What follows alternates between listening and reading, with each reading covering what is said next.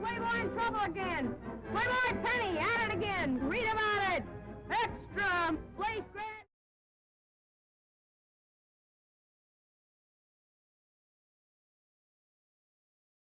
Lack of newspapers and other established mainstream media in some big swaths of our country is indeed alarming. The loss of professional journalism and professional journalistic standards means that citizens are not necessarily getting the news they need to live informed lives, to participate fully in their communities, to be a fully realized citizen. In the turn of the 19th century, Americans were hungry for information, and newspaper circulation began to grow rapidly. Printing technology became more advanced, and the introduction of the penny press made news not only more readily available to people, but also affordable. Fast forward to the mid-20th century, and the circulation of newspapers was over 50 million for weekday prints. According to research by the Pew Research Center, the height of printed weekday newspapers was over 63.3 million, and the number of just Sunday edition papers was over 57.5 million.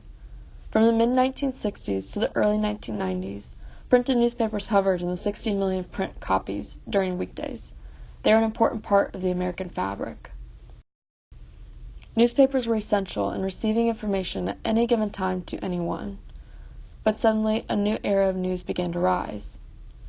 Circulation began to steadily decline, with the Sunday edition being slashed from its 50 million to less than 34 million.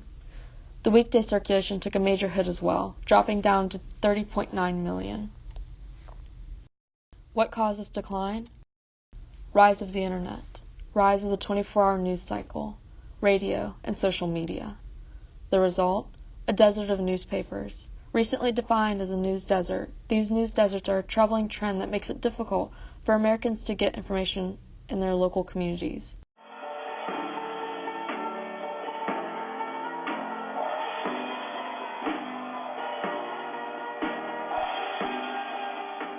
Today, coming from the University of North Carolina, is alarming. It should be a true call to battle for the industry to get around the table and figure out how to save the newspaper world, how to save the what for my money is still the most important media player out there are our traditional mainstream newspapers that still continue to set the tone and the news agenda in most markets. I think it makes a complete either, town, village, city. I just think it makes it absolute complete. I mean, who's checking on what's going on in the management of these cities if a newspaper's not publishing what they're doing in their meetings? I mean, most people nowadays just don't get up and go to the city council meetings. They rely on the newspaper to offer that. And without that going on, I think a community is slowly going to get into trouble.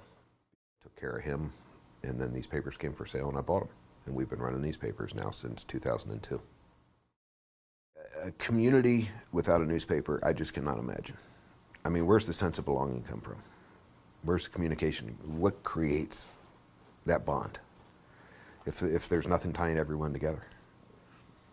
So I think it's terrible that a community goes without a newspaper, and I know it's happening. I didn't know there was as many as you had said earlier, but I just can't imagine Miamisburg without a newspaper. That's the real danger. If nobody's watching the elected decision makers, if nobody's watching the public till, then your tax dollars can be abused or misused.